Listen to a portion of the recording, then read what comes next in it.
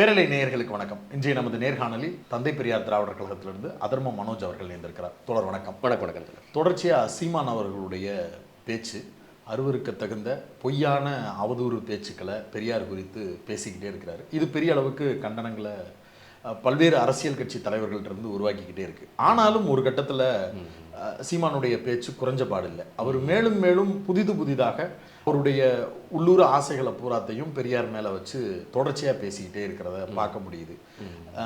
எதுதான் அவருக்கான எண்டு? அவர் கேட்கக்கூடிய ஆதாரத்தை தான் நீங்கள் கொடுக்க மறுக்கிறீங்களா? இல்லை, சீமான் இன்றைக்கு வளரக்கூடிய அவதூறுகளும் குற்றச்சாட்டுகளும் ஒன்றும் புதுசாக முந்தானேத்து சீமான் கண்டுபிடிக்கல. பெரியார் இயங்க தொடங்கிய காலத்திலிருந்து பெரியார் மீது வைக்கப்பட்ட குற்றச்சாட்டுகள். எனக்கு தெரிஞ்சு இந்த குற்றச்சாட்டுகளுக்கெல்லாம் மறுப்புன்னு சொல்லிட்டு பல்வேறு சிந்தனையாளர்கள் பல்வேறு பதிப்பகங்கள் மூலியமாக ஒரு 100க்கும் மேற்பட்ட புத்தகங்கள் இது வரைக்கும் வந்திருக்கு.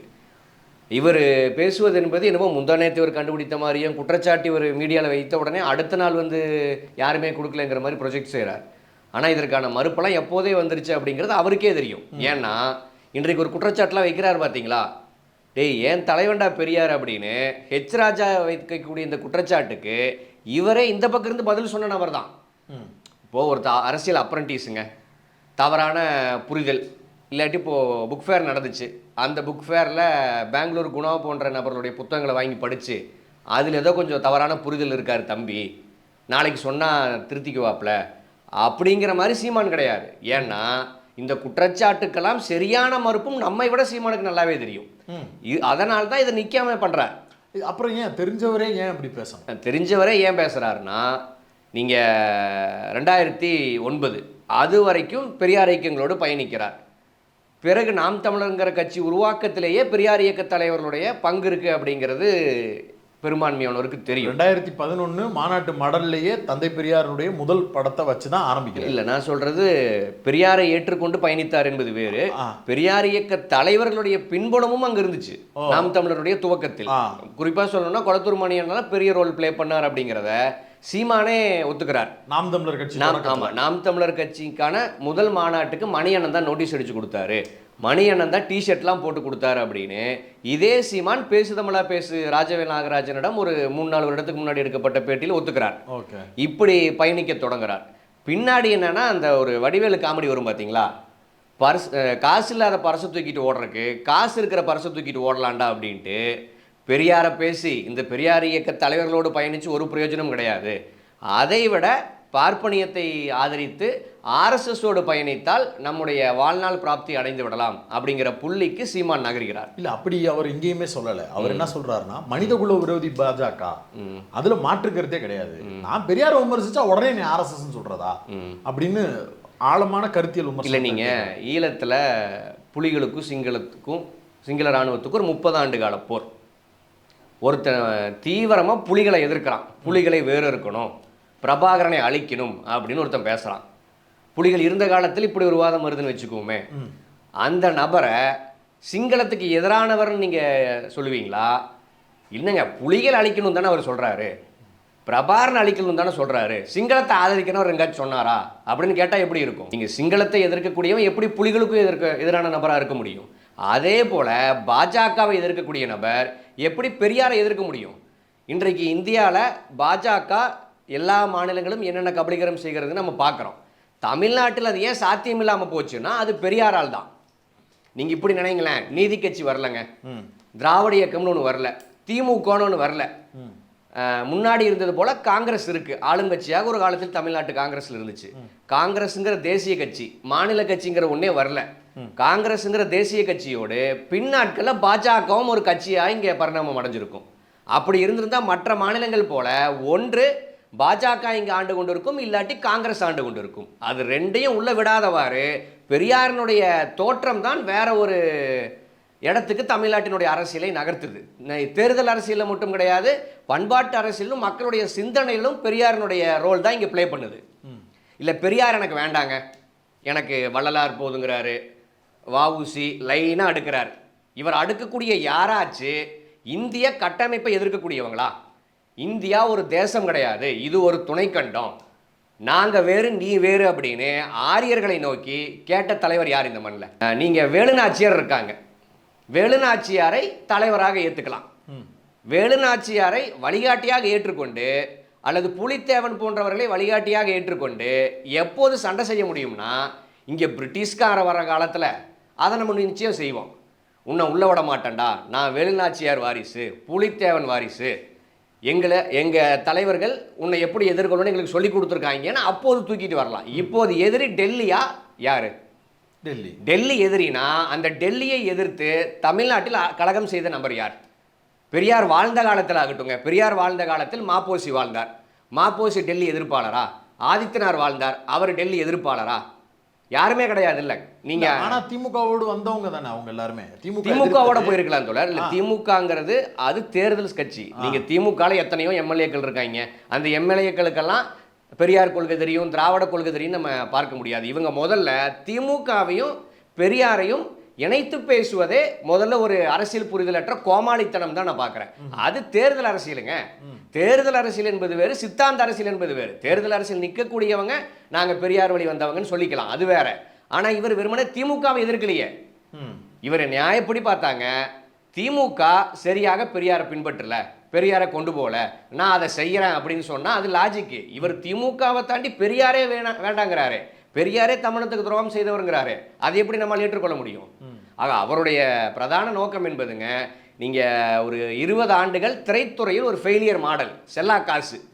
அப்பேற்பட்ட செல்லா காசுக்கு புதுசாக ஒரு வாழ்வு வருது, ஒரு கட்சியின் தலைவராகிறார். அதை தாண்டி இன்னைக்கு பல நூறு கோடியை சேர்க்கக்கூடிய நபராக நாம் மாறுவோம் அப்படின்னு 2000 காலகட்டத்தில் சுடுகாட்டில் படுத்துட்டு இருந்த சீமான் கற்பனை கூட செய்திருக்க மாட்டார். ஆக அப்பேற்பட்ட சுயநலப்பேர் வழியான சீமான் இன்றைக்கு காசுக்காக இந்த வேலை செய்கிறார் அப்படிங்கிறத பட்டவர்த்தனமா நாம் சொல்லலாம். இல்ல பெரியார் குறித்து பேசிதான் இன்னைக்கு ஆதரவா பேசிதான் இன்னைக்கு நீலாங்கரையில வீட்டு வாழ்க்கை வரைக்கும் வந்திருக்கிறாரு. அப்படிப்பட்டவருக்கு இன்னும் பெரியாரை பத்தி பேசினார்னா இன்னும் நல்லாவே மரியாதை கிடைக்கும் தானே. பெரியார் எதிர்ப்பு பேசினார்னா அது ரிவர்ஸ் ஆகத்தானே செய்யும். இல்ல நீங்க பெரியார் பேசின காலத்துல அவர் நீலாங்கரைக்கு போல, கவிஞர் அறிவுமதியினுடைய கார் ஷீட்ல படுத்து தூங்கிட்டு இருந்தார். நீலாங்கரை ஷிஃப்ட் என்பது பெரியார் எதிர்ப்பு, பார்ப்பன ஆதரவுங்கிற நிலைப்பாட்டுக்கு பிறகான மாற்றம். எங்க அப்பா சங்கரப்பான்னு சொன்னதுக்கு பிறகான மாற்றம் தான் இது. நீங்க அதற்கு முன்னாடி பெரியாரை அவரை ஆதரித்து நாம் தமிழராக இருந்த போது கூட வாடகை வீட்டில் தான் இருந்தார். அப்போது கார் கூட கிடையாது எனக்கு தெரிஞ்சு. இல்லை இப்பயும் வாடகை வீட்டில் இருக்கேன்னு சொல்றேன். வாடகை எவ்வளோ? நீங்க எவ்வளோ வாடகை கொடுக்குறீங்க? 10,000 ரூபா. 10,000. அவர் எவ்வளோ கொடுக்குறாரு? 2.5 லட்ச ரூபா. 2.5 லட்ச ரூபா கொடுத்துட்டு ஒரு மல்டி மில்லியனியர் தான் குடியிருப்பான். நீங்கள் ஒன்றும் இல்லைங்க, ரொம்ப சிம்பிள். 10,000 ரூபா நீங்கள் வாடகை கொடுக்குறீங்க. உங்களுடைய மாத வருமானம் ஒரு 40,000 இருக்கலாம். 40,000த்தில் ஒரு 10,000 இங்கேயே தூக்கி வைக்கிறீங்க அப்படின்னா 2.5 லட்சம் 3.5 லட்சம் வாடகை கொடுக்கக்கூடியவனுடைய வருமானம் எவ்வளோ இருக்கணும்? கோடிகளில் இருக்கும். கோடிகள் இருக்கக்கூடிய நபரால் தான் இவ்வளவு லட்சங்களுக்கு கொடுத்து வாடகை வீட்டில் இருக்க முடியும். அப்படி பார்த்தா அது சொந்த வீட்டை தாண்டி நீங்கள் இத்தனை வருஷம் அவர் இருந்துட்டாருங்க, அந்த காசுக்கு அவர் பங்களா வாங்கி போட்டிருக்கலாம் இத்தனை வருடம் அவர் கொடுத்த வாடகைக்கு. ஆக அப்படித்தான் அவரை நான் பார்க்க வேண்டியது இருக்கு. அதுவுமே அவருடைய ஆதரவாளர்கள்ட்ட ஃபோன் பண்ணி கேட்டு 5 கொடுங்க 10 கொடுங்க, கையை கட்டி ஹஸ்கி வாய்ஸ்ல பேசி நிதி தாருங்கள், இப்படி மித்தவங்கள்ட்ட உதவி கேட்டு ஒரு நேர்மையும் நியாயமுமா தான் ஒரு அரசியல் புரட்சிக்காக வர்றாருன்னு தானே அவரு. இல்லை நீங்க ராஜவேல் நாகராஜன் முன்னாடி நாம் தமிழர் ஆதரவாளர், இன்னைக்கு பாஜக ஆதரவாளர். நீங்க ஆர்எஸ்எஸ் ஆதரவாளர். நீங்க மதன் ரவிச்சந்திரன் தொடர்ச்சியாக ஒரு கட்டத்தில் ஆடியோக்களை வெளியிட்டார். அதில் குறிப்பாக நான் சீமானிடம் லாபி பண்ணி கொடுக்குறேன், நான் தான் சீமானுக்கு பேரம் பேசுவோராக இருந்து தேர்தலின் போது டம்மி வேட்பாளர் நிற்க வைக்கிறதுக்கு காசை வாங்கி கொடுத்தது நான் தான். அதிமுக எங்காச்சும் டம்மி வேட்பாளர் நிற்க வைக்க சொன்னால் அந்த வேலையை நான் தான் அண்ணங்கிட்ட செஞ்சு கொடுப்பேன், இந்த டீலிங் நான் தான் முடிச்சு கொடுப்பேன் அப்படின்னு வெளிப்படையாக அவர் பதிவு செய்தார்.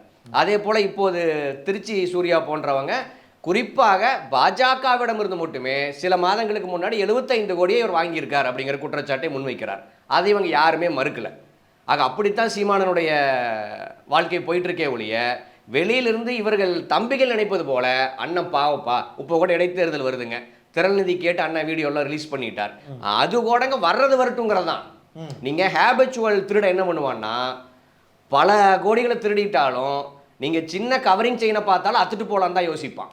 அது அவனுடைய குணாதிசயத்தின் வெளிப்பாடு. அதே மாதிரி சீமான் சுருட்டியதெல்லாம் பல கோடி, அதை தாண்டி வர்றதையே விடணும்.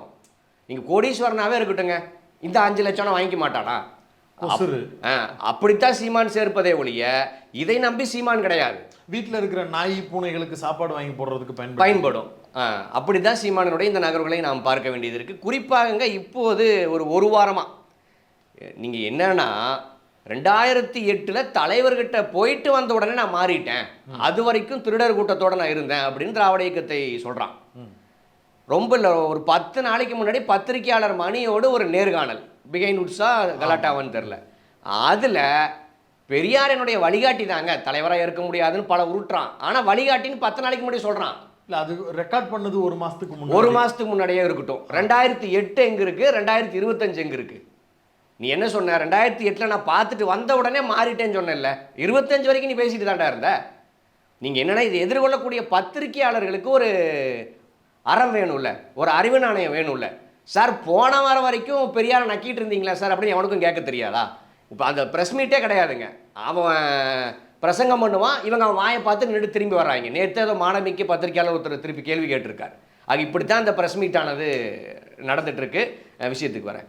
ஆக குறிப்பாக இப்போது இவர் இந்த ஸ்டாண்ட் எடுத்துகிட்டு இருக்கிறத ஒட்டி ஆர்எஸ்எஸ் இடமிருந்து காசு வருது, பாஜகவிடமிருந்து காசு வருது, இப்படிங்கிறது பொதுவான நம்முடைய பார்வை. குறிப்பாக அங்கே ஈரோடு இடைத்தேர்தல் வருது. ஆமாம், ஈரோடு இடைத்தேர்தலில் அதிமுக நிற்கல, பாஜக நிற்கல, வேற யார்? தேர்தல் எப்படி நடக்கும்?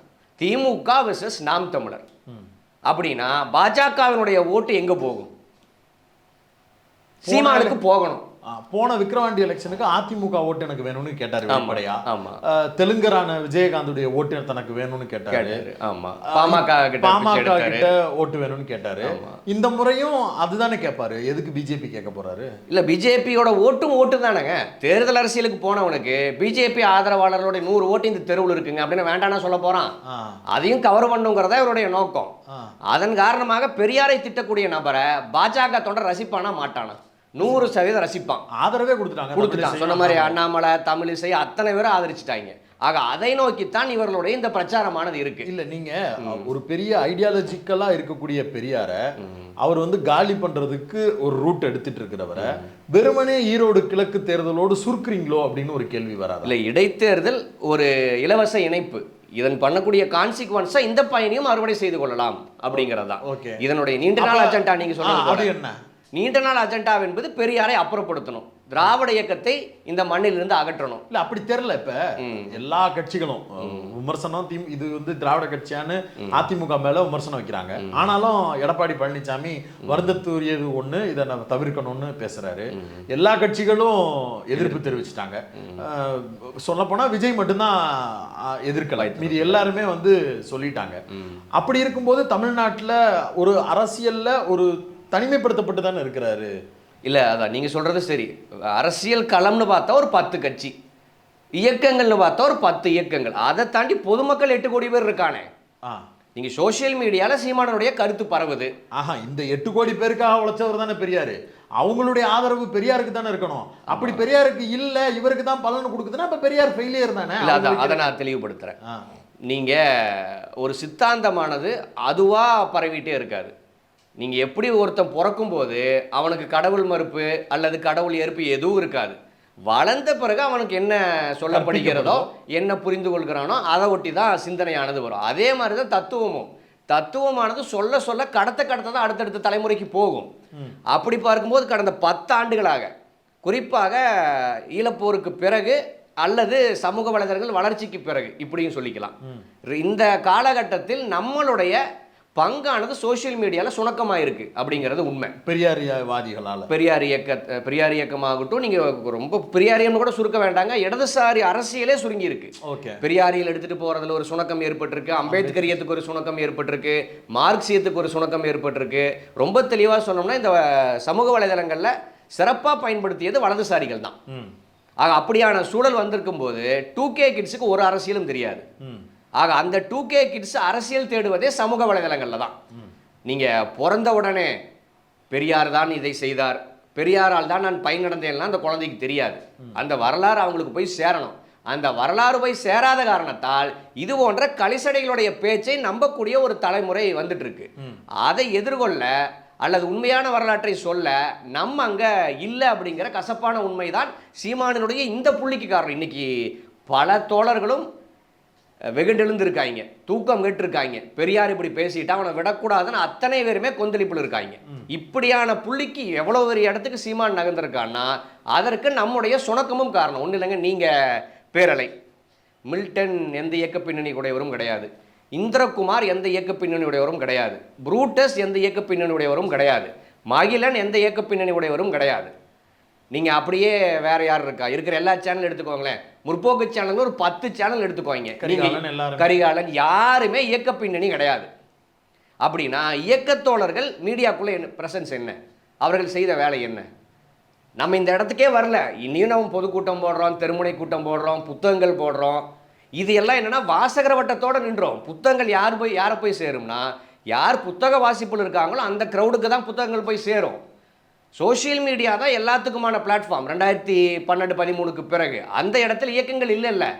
அதே நேரம் நாம் தமிழருக்கான யூடியூபர்ஸ் எத்தனை பேர், பாஜகவுக்கான யூடியூபர்ஸ் எத்தனை பேர் நீங்கள் ஒப்பிட்டா நாம் பின்தங்கி இருக்கோங்கிறது தான் உண்மை. ஆக நம்முடைய பின்தங்கள் தான் சீமானினுடைய இவ்வளவு எகத்தாள பேச்சுக்கு, திமிரு பேச்சுக்கு, அயோக்கியத்தனமான பேச்சுக்கு காரணம் நம்முடைய சுணக்கம் அப்படிங்கிறது தான் உண்மை. அதை உணர்ந்து அதை சரி செய்தாதான் இதை சரி செய்ய முடியும். நீங்க இடதுசாரிகளுக்கு தொய்வு இருக்கு, புரிஞ்சுக்கிறேன்.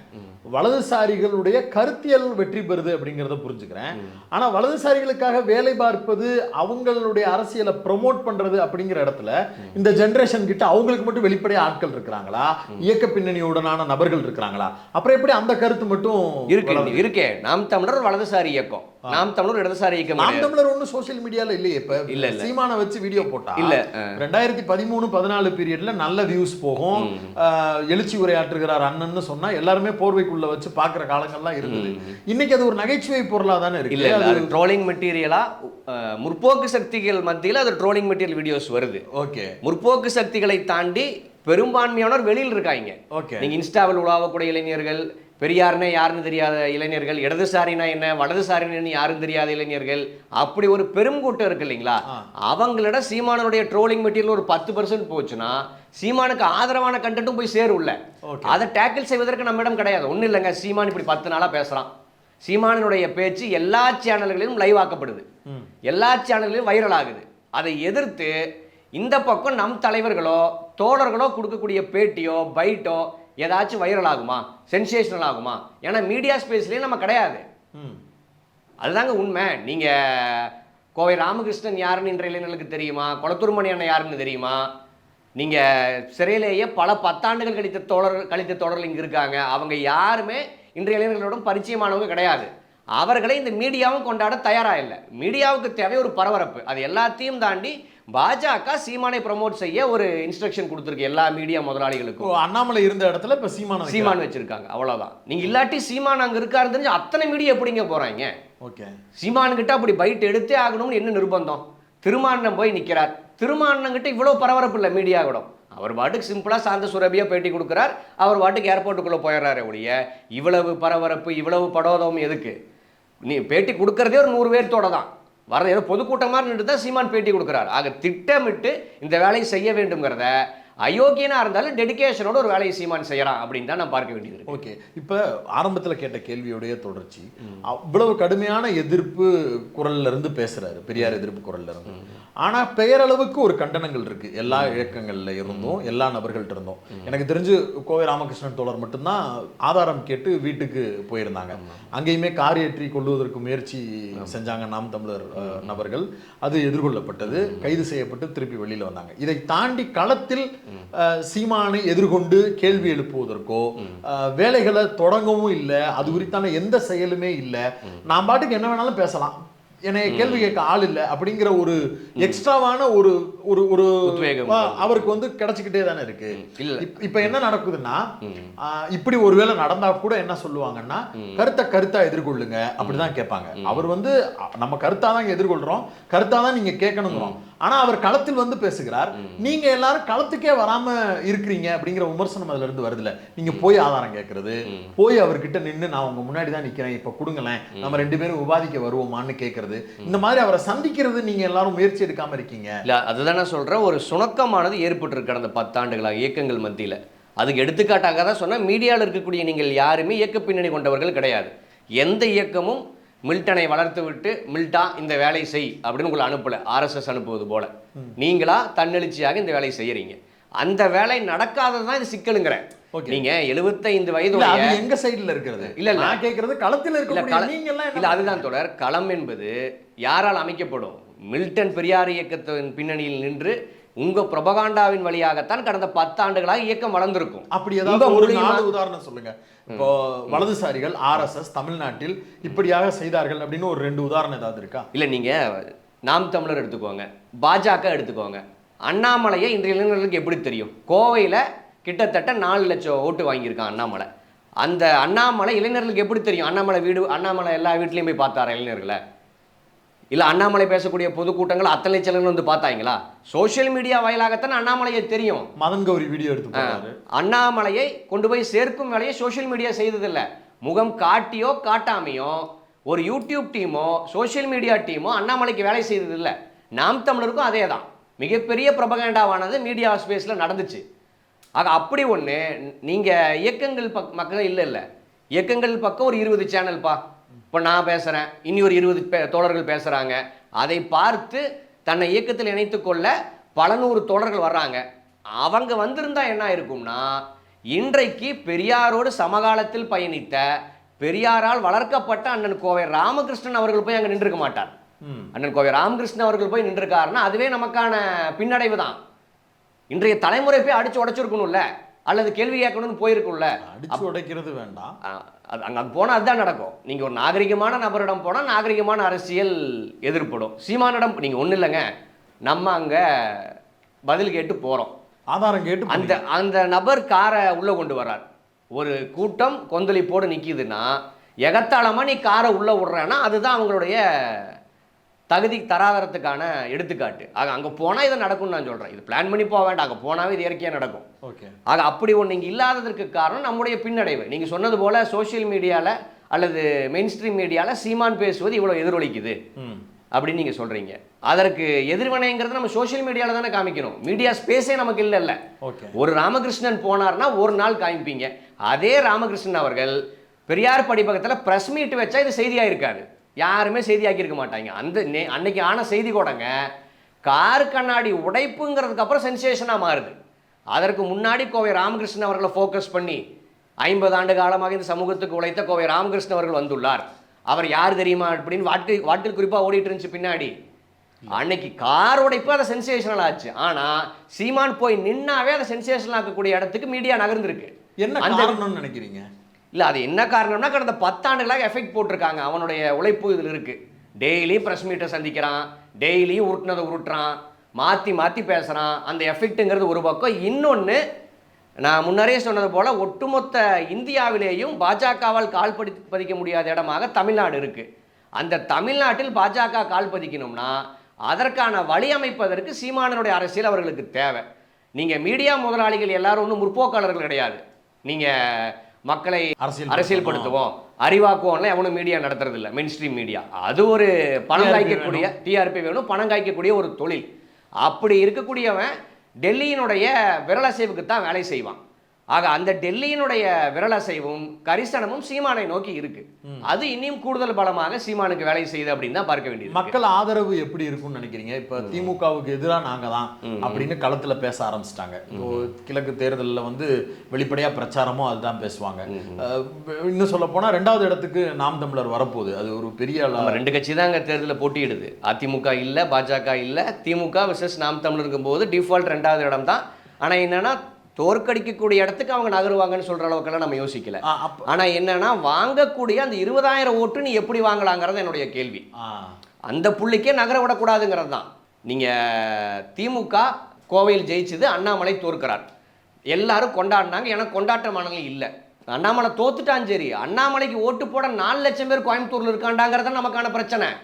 வெற்றி தோல்வி கிடையாதுங்க. அவனை ஆதரிக்கிறதுக்கு 4 லட்சம் பேர் தமிழ்நாட்டில் இருக்காங்க, கோவையில் இருக்காங்கிற நமக்கான ஆபத்து தானே.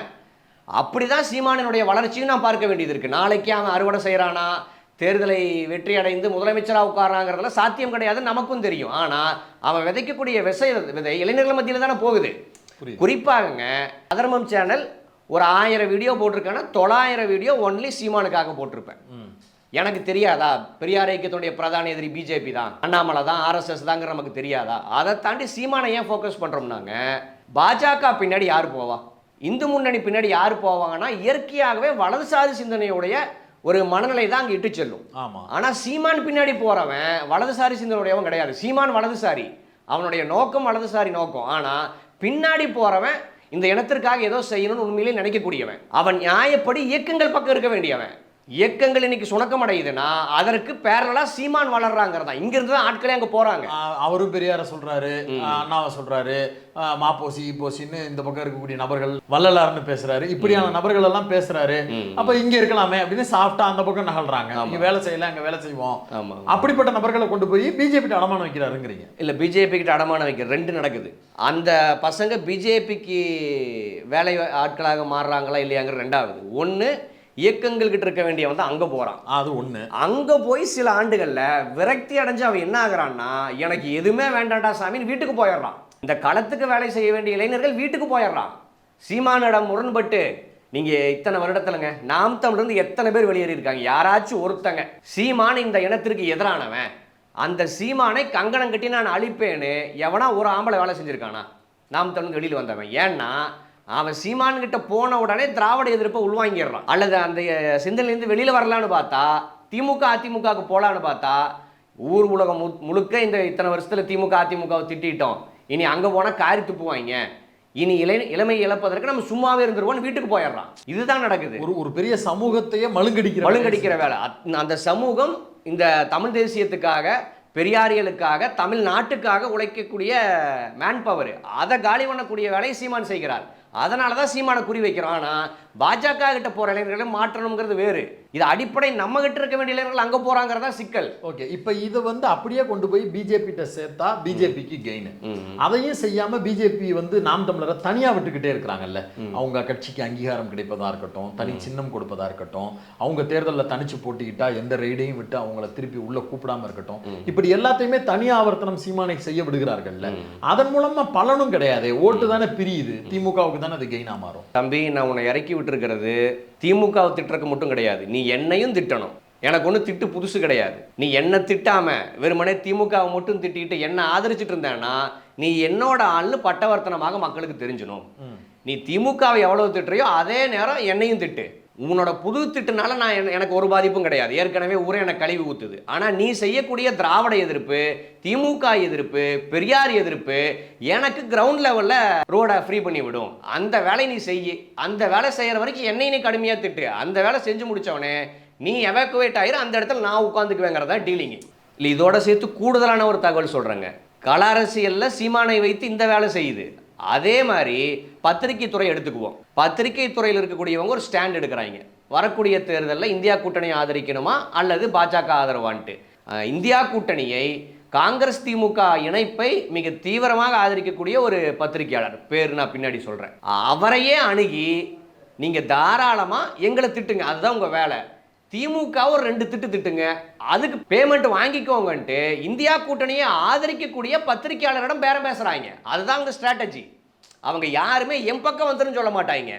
எதிர் திசையில் இருக்கக்கூடியவங்களை நீ அந்த வேலையை செய்யி, கூடுதலாக இந்த வேலையும் செய்யின்னு அஜெண்டாவை தான் கொடுப்பாங்களே ஒழிய தம் பக்கம் இழுத்துக்கிறனால ஒரு பிரயோஜனமும் கிடையாது. அப்பட்டமா தெரிஞ்சிரும். அது அவங்களுடைய வார்த்தைகள் எடுபடாது. இப்போது சீமானை அவங்க இவ்வளவு வளர்த்துட்டது கூடங்க, பெரியாருக்கு எதிராக, திராவிட இயக்கத்துக்கு எதிராக 100 ஆண்டுகளாக இந்த பிரச்சாரம் இந்த மண்ணில் நடந்திருக்கு. நீங்க இந்து முன்னணிங்கிற தமிழ் பேரோடு கூட ஏன் வர்றாங்கன்னா, சங் பரிவாங்கிற வடநாட்டு பேர்லால நம்ம ஒன்றும் பண்ண முடியல, ஆர்எஸ்எஸ்ங்கிற வடநாட்டு முகத்தோடு நம்மால் ஒன்றும் பண்ண முடியல, ஒரு தமிழ் முகத்தோடு போவோம் தான் இந்து முன்னணின்னு வர்றாங்க. அது ஒரு வேலை இந்த 30 ஆண்டுகளாக செய்திருக்கு.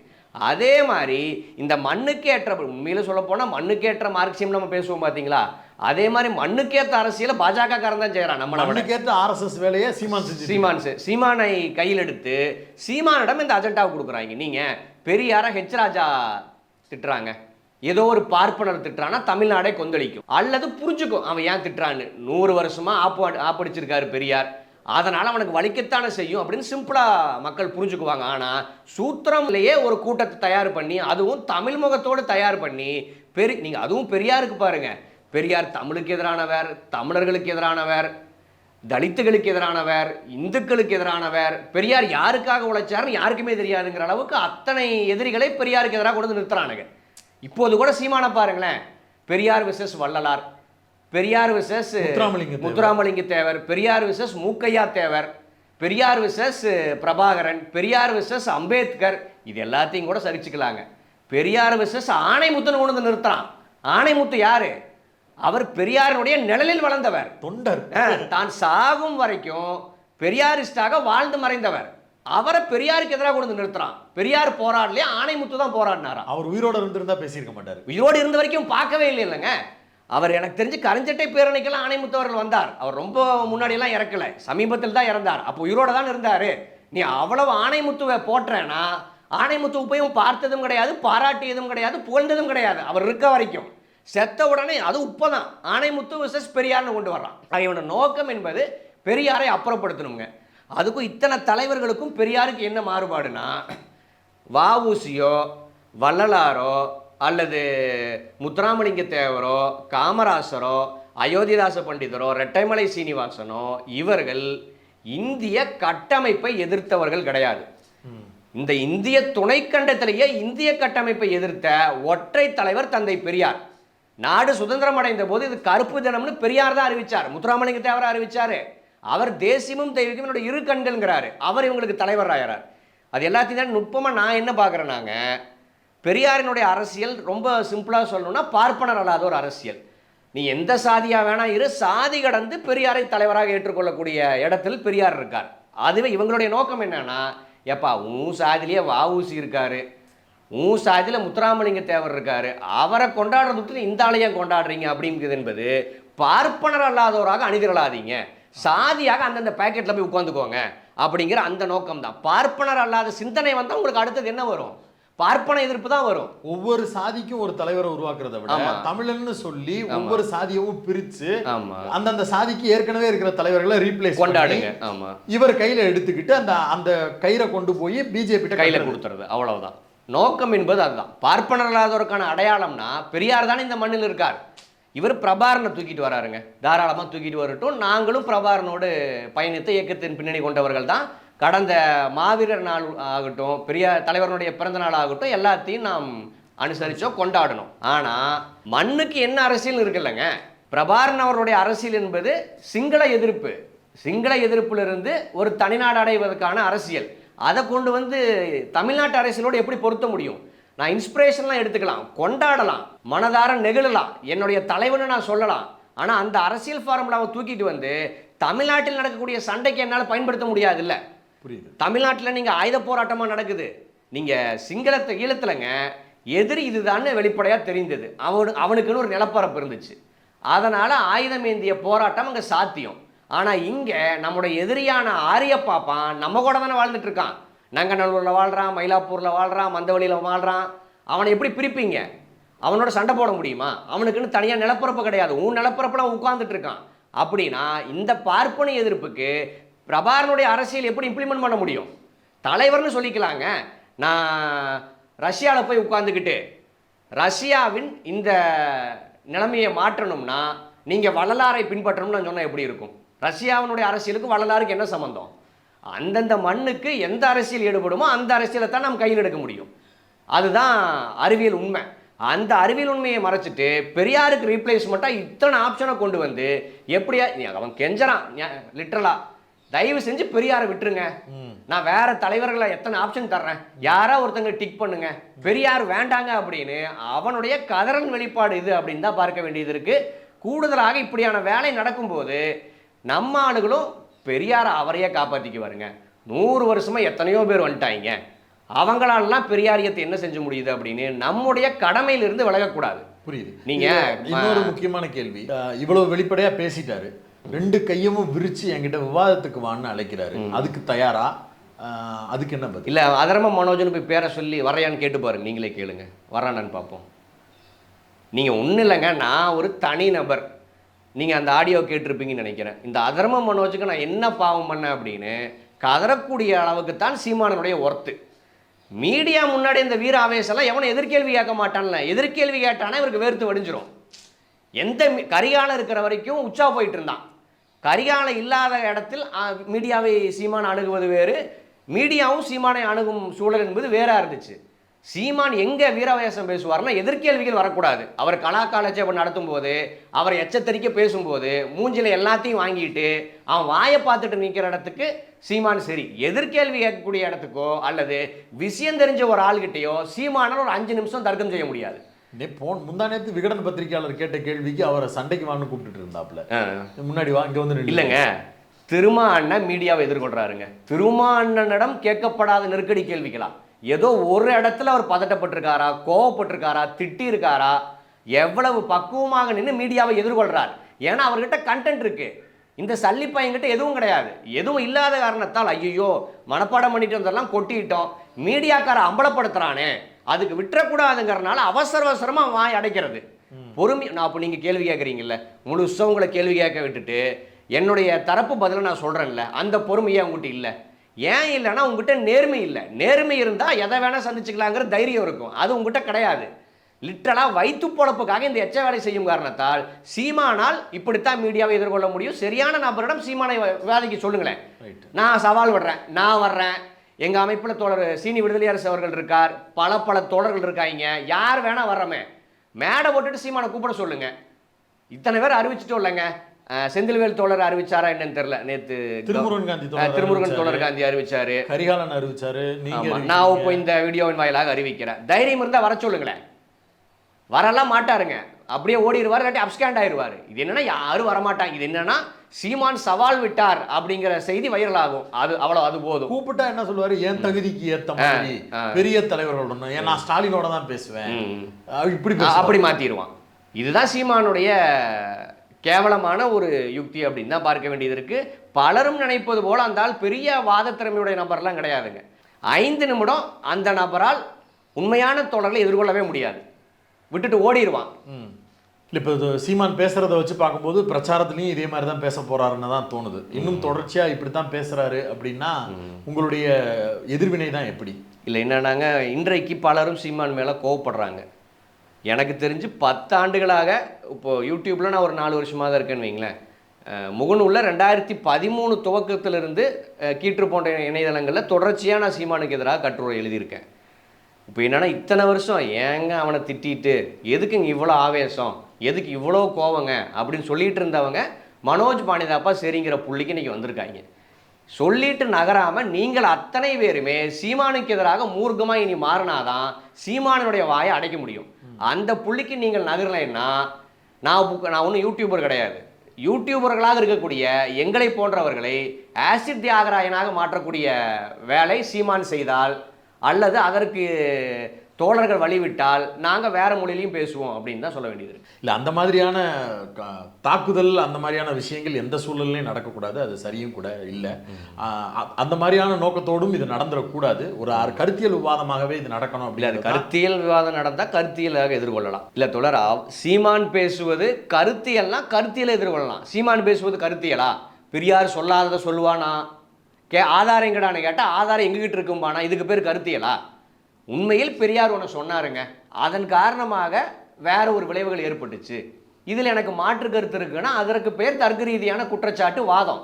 இல்லைங்க, பெரியாருடைய நோக்கம் வேற, நீங்கள் நினைப்பது போல பெரியார் சொல்லலை எழுதலை அப்படின்னு தவறாக புரிந்து கொண்டிருக்கக்கூடிய நபருக்கு தெளிய வைக்கலாம். ஆனால் எல்லாம் தெரிஞ்சுட்டு தெரிந்த பல குற்றச்சாட்டுகள் இருக்குங்க. இவன் வைக்கக்கூடியதெல்லாம் வதந்தி. காட்டு மிராண்டி மொழின்னு சொல்லியிருக்கார். தமிழ் இலக்கியங்களை விமர்சிச்சிருக்காரா, அது வேற. அந்த குற்றச்சாட்டுகளை வைத்தா அதற்கு பெரியாருடைய நோக்கம் என்ன அப்படிங்கிற விளக்கத்தை நாம் கொடுக்கலாம். இப்ப இருக்கக்கூடியவர்கள் குறிப்பிடக்கூடிய தமிழ் அறிஞர்கள்லாம் அப்ப இருந்தாங்க. அவங்க யாருமே பெரியார் இப்படி வச்சிருக்காருன்ற விமர்சனம் வைக்கலையே. அவர் சொல்றது அதுக்கு மறுப்பு எதிர்த்திருக்கலாங்க. நீங்க பாவலர் பெருஞ்சித்தனார் அவர்கள் பெரியார திட்டுறாரு, உங்களுக்கு எதுக்கு இந்த வேலை, நீங்க சமூக அரசியல பெரியார நோக்கத்தை ஒரு நாள் அவங்க சந்தேகப்படல. அவருடைய நோக்கம் அந்த அளவுக்கு இந்த இனத்தை நேசிக்கிறார், அதனால இதெல்லாம் செய்யறாரு. ஆனா இது தவறாக முடிகிறது, வேண்டாங்க அப்படிங்கிற அந்த அடிப்படையில் தான் அவங்க எதிர்கொண்டாங்களே ஒழிய அவங்க யாருமே பெரியாருக்கு தமிழின விரோதிங்கிற பட்டத்தை கொடுக்கல. ஆக இப்படி ஆதாரம் இல்லாமல் உனக்கு வைக்கக்கூடியதை நீங்க எப்படி தர்க்கமா எதிர்கொள்வீங்க? பொய் பிரச்சாரத்தை எப்படிங்க தர்க்க ரீதியாக சொல்லுவீங்க? நீங்க நான் ஒரு உதாரணத்துக்குங்க, கைல்வழியை பார்ப்பதற்கு யாரோ ஒருத்தங்க ஷோ எக்ஸிட் யாரோ ஒரு பெண்மணி வராங்க, அவர்களை கட்டாயப்படுத்தி சீமான் வன்புரட்சி செய்துட்டார் அதன் காரணமாக வீட்டில் ஒரு சண்டை நடக்குது அப்படின்னு நான் போகிற போக்கில் ஒரு குற்றச்சாட்டு வைக்கிறேன். அதற்கு சீமான் என்ன பதில் சொல்லுவார்? ஆதாரம் இருந்தால் தான் நீங்கள் பேசலாம். இல்லை அதுதாங்க, அவங்க வீட்டில் சிசிடிவி இருக்குது. சிசிடிவி எல்லாம் நாட்டுடைமையாக்குங்க. நாட்டுடைமையாக்குனா ஊருக்கு தெரிய போகுது அப்படின்னு நான் சொன்னால் எப்படி இருக்குது? அப்படித்தான் சீமான் பேசக்கூடியது இருக்கு. ஆதாரம் இருந்தால் தாங்க நான் குற்றச்சாட்டு வைக்க முடியும். சீமான் இத்தனை சொத்துக்களை சேர்த்திருக்காருன்னு நான் குற்றச்சாட்டு வச்சேன். ஆதாரம் கொடுத்தனா இல்லையா? பத்திரத்தை வெளியிட்டனா இல்லையா? நீங்க குற்றச்சாட்டை வைக்கிறீங்கன்னா ஆதாரத்தை கையில வச்சுட்டு தானே குற்றச்சாட்டு வைக்கணும். நீங்க பெரியார் என்ன போன வாரம் பேசுனதுக்கா இன்னைக்கு நீ குற்றச்சாட்டு கண்டுபிடிச்சிருக்க? 100 வருஷத்துக்கு முன்னாடி பேசினார், 50 வருஷத்துக்கு முன்னாடி பேசினார். அப்ப பேசியிருக்காருன்னா அதற்கான ஆதாரம் இன்னும் உங்க கையில கிடக்காமையா இருக்கும். அது எல்லாத்தையும் தாண்டி மிகப்பெரிய பைத்தியகாரத்தான என்னன்னாங்க, நாட்டுடைமை ஆக்குனாதான் பெரியாருடைய எழுத்துக்கள் வெளியில வருங்கிறதே ஒரு பைத்தியகாரத்தனம். அது எல்லாத்தையும் தாண்டி பெரியார் நாட்டுடைமை ஆயிட்டாருங்க. வெறுமனே திராவிடர் கழகம் மட்டும் குடியரசை வெளியிடல, இன்றைக்கு தாப்பேத்திக்கா வெளியிட்டு இருக்கு, டிவிக்கா பல நூட்களை வெளியிடுறாங்க. பெரியாருடைய புத்தகங்களானதும் எழுத்துக்களானதும் வெளியிடலாங்கிற அளவில் தான் இருக்கு. அது எல்லாத்தையும் தாண்டி இத்தனை அமைப்புகள் நாங்கள் வெளியிட்டு இருக்கோம்ல, அதுல எல்லா எழுத்துக்களும் இருக்குல்ல பெரியாருடைய எழுத்துக்கள். பெரியாருடைய எழுத்துக்களை யாரும் பூட்டியெல்லாம் வச்சுக்கல. ஏப்பா பெரியார் எழுதுனதை நாங்க பூட்டி வச்சுட்டோம். ஆசிரியர் என்ன சொல்றாரோ, மணியண்ணன் என்ன சொல்றாரோ, ராமகிருஷ்ணன் என்ன சொல்றாரோ, சுபவி என்ன சொல்றாரோ அதை தான் நீங்க கேட்டுக்கணும். பெரியாருடைய எழுத்துக்கள் எல்லாம் நாங்க மூடி வச்சுட்டு யாராச்சும் இங்க சொல்லியிருக்கோமா? இன்னைக்கும் பெரியாருடைய கோட்ஸ் தானே இங்க உலாவிட்டு இருக்கு. அப்படின்னா பெரியார் இதை எப்ப சொன்னார்னு சொல்லு. சரி, இங்க இருக்குன்னு சொல்ற தேதி உனக்கு தெரியும்ல, எந்த தேதியில் சொன்னாரு, எங்க சொன்னாரு, எந்த சூழல சொன்னாருன்னு இதையாச்சும் சொல்லு. அந்த சூழல்ல அந்த தேதியில பெரியார் என்ன சொன்னாருங்கிற ஆதாரத்தை நாங்க தர்றோம். இது எதையுமே பண்ணாம வெறுமனே ஆர்எஸ்எஸ் காரம் போடக்கூடிய எலும்பு துண்டுக்காக செய்யக்கூடிய எச்ச வேலைக்கு இவர் என்னமோ தர்க்க ரீதியா நொற்றாராம், தமிழினத்திற்காக வந்து நிற்கிறாராம். இதெல்லாம் நம்புவதற்கு இங்கே யாரும் பைத்தியக்காரன் கிடையாது. புரியுது. ஒரு நீண்ட உரையாடல், பல்வேறு விஷயங்களை மிக வெளிப்படையாக பேசியிருக்கிறீங்க. சீமானுடைய அடுத்தடுத்த நகர்வுகள் எப்படி இருக்குது, அதுக்கு மாதிரியான எதிர்வினைகள் எப்படி இந்த பக்கத்தில் இருந்து இருக்குது, தமிழக அரசியல் களத்தில் பெரியார் எந்த அளவுக்கு முக்கியத்துவம் பெறுகிறார் அப்படிங்கிறத சமீப காலமாக நடக்கக்கூடிய இந்த அரசியல் விவாதங்கள்லேருந்து புரிந்து கொள்ள முடிகிறது. இத்தனை ஆண்டு காலத்திற்கு பிறகும் அந்த பெயர் பலருடைய தூக்கத்தை கெடுத்து கொண்டிருக்கிறது அப்படிங்கிறத நம்மளால் புரிந்து கொள்ள முடியுது. இது அடுத்த கட்டத்திற்கு எப்படி நகழ்கிறது அப்படிங்கிறத பொறுத்திருந்து பார்ப்போம். உங்களுடைய நேரத்துக்கும் கருத்துக்களுக்கும் மிக்க நன்றி. நன்றி.